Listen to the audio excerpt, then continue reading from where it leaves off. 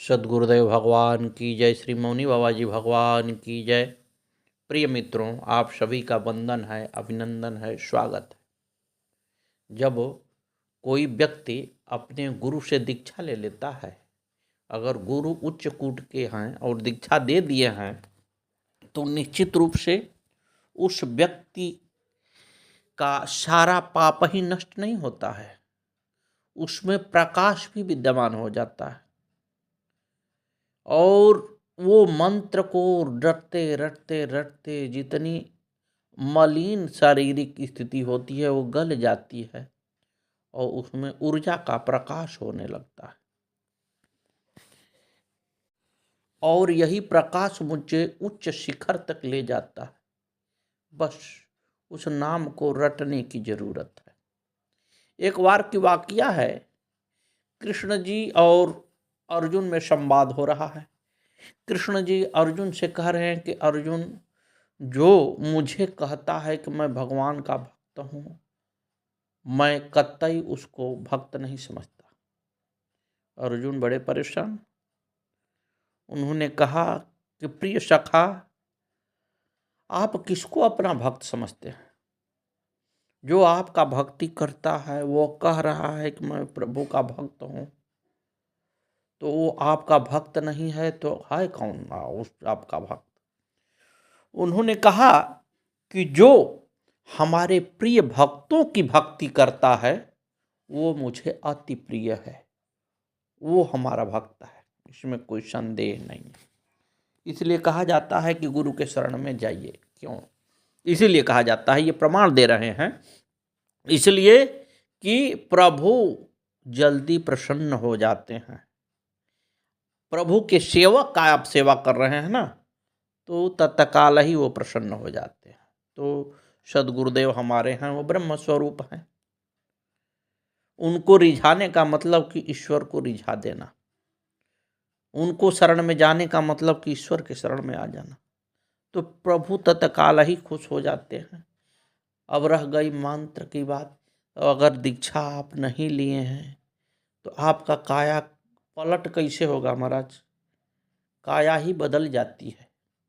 लीजिए, प्रयास करिए, कुछ बोलते रहिए, तभी ना होगा।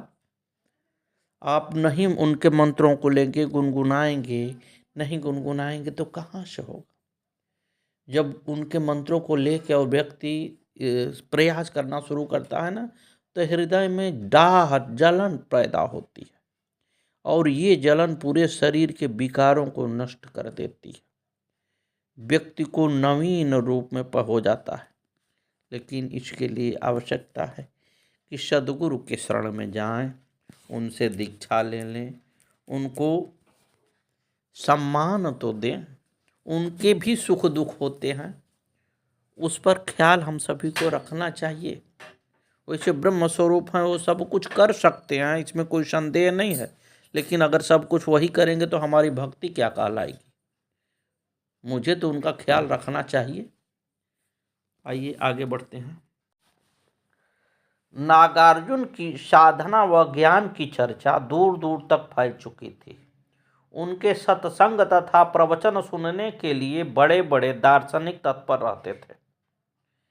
एक बार नागार्जुन सद्विचारों का प्रचार करने के उद्देश्य से चीन गए। चीन का सम्राट नागार्जुन के शून्यवाद तथा अन्य मौलिक चिंतन से बेहद प्रभावित था। चीन का सम्राट नागार्जुन के शून्यवाद तथा अन्य मौलिक चिंतन से प्रभावित था। वह उनके स्वागत के लिए पहुंचा। उनके सत्संग उपदेश से वह अति प्रभावित हुआ। राजा ने कहा, महात्मन, मैं अहंकार से बुरी तरह जकड़ चुका हूँ, जो समता समरसता जैसे सद्गुणों को अपनाने में बाधक बना हुआ है। इसे दूर करने का उपाय सुझाएं। नागार्जुन ने कहा, आधी रात के समय अतिथि गृह में आना, पर अकेले नहीं, अहंकार को अवश्य साथ लेके आना। आधी रात के समय सम्राट नागार्जुन के पास पहुंचा। नागार्जुन ने द्वार पर खड़े खड़े ही पूछा, अकेले आए हो? अहंकार को साथ क्यों नहीं लाए? सम्राट ने कहा, साथ लाया हूँ, वह मेरे हृदय में बैठा हुआ है। नागार्जुन ने कहा, एकाग्रचित्त होकर बैठो और खोजो कि तुम्हारे हृदय के किस कोने में है। कुछ क्षण रुककर वह बोला कि मैं और मेरा ही भावना ही अहंकार को जन्म देती है। इस भावना से मुक्त होते ही अहंकार स्वतः गायब हो जाता है। जो अंतिम समय साथ जाता है सिर्फ वही मेरा है। धन संपदा,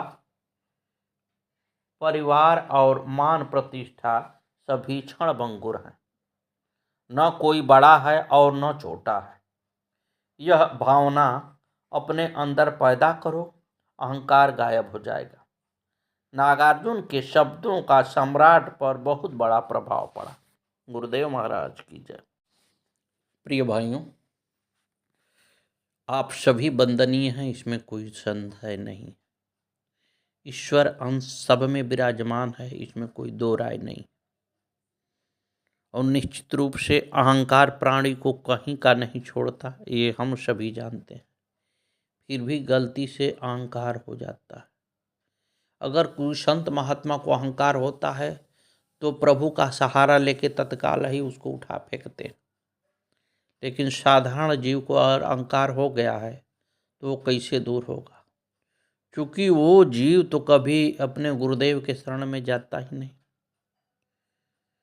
गुरुदेव के शरण में जाए तब तो आगे बात बने। हमारी स्थिति चकाचक तब होगी जब गुरु के दिए हुए मंत्रों का जाप करेंगे। हमको खाने की चिंता तभी तक है जब तक हम ये चाह रहे हैं कि मुझे व्यवस्था करनी है। और जिस दिन हम ये चाह लेंगे कि अब हमको कुछ नहीं करना है, जो मुझे भेजा है वो व्यवस्था करे चाहे ना करे, तो जब सब कुछ उन्हीं के ऊपर छोड़ देंगे उस दिन से आप चिंता मुक्त हो जाएंगे और सारी व्यवस्था आपकी वो देख लेंगे। लेकिन हम आप करते कहाँ हैं? कहाँ त्याग है साहब? कोसों दूर खोजिए, कहीं दिखाई देता है? नहीं। अपने घर को चकाचक बनाना अपना वो हाई भी नहीं जिसको कहते हैं। बहुत ऐश आराम से रहना, हो सके तो गंदे से गंदे कर्म को भी बड़े आराम से कर देना, यही हमारी दिनचर्या हो गई। हम इससे बाहर निकलते ही नहीं, परोपकार करने का प्रयास नहीं करते।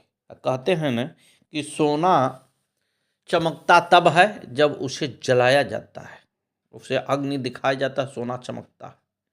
तो आपकी तरक्की तभी होगी जब श्री हरि के चरणों में जाएंगे, आप उनका भजन कीर्तन करेंगे, तभी ना पाप कटेगा। जी दिन भर जो हमने पाप किया है वो कैसे कटेगा बताइए? कोई रास्ता और है जिससे कि वो कटे? उससे कटने का मात्र एक ही रास्ता है कि श्री हरि के चरणों में चला जाए। प्राणी हरि के चरणों में सीधा तो जा नहीं सकता, गुरु के माध्यम से जाता है। और अच्छे गुरु मिलने से रहे।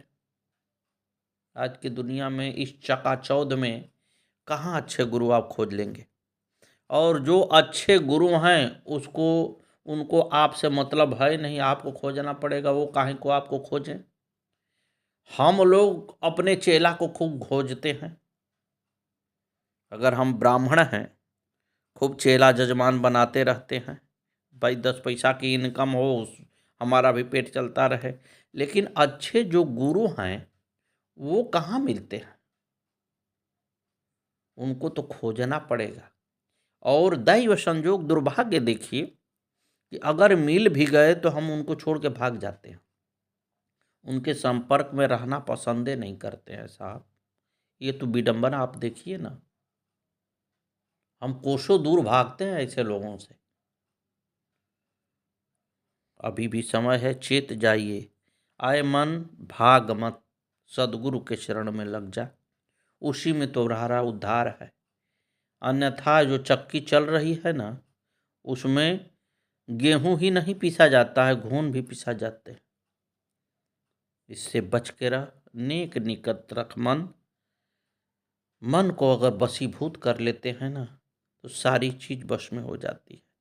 मन ही एक ऐसा है कि वशीभूत होता ही नहीं है, बड़ा चंचल है। वो एकाग्र करिए, कहीं देखिए भगवान के पूजा में ही इसको लगाइए, देखिए लगता है 2 मिनट पूजा में जाएगा, फिर ऐसा आपको नचा के फेंकेगा कि आप कहाँ बैठे हैं और वो कहाँ घूम रहा है, कोई पते ठिकाना नहीं चलेगा। इसलिए प्रभु को भजिए, सदगुरु के चरणों का आश्रय लीजिए, सरकार और कोई रास्ता नहीं।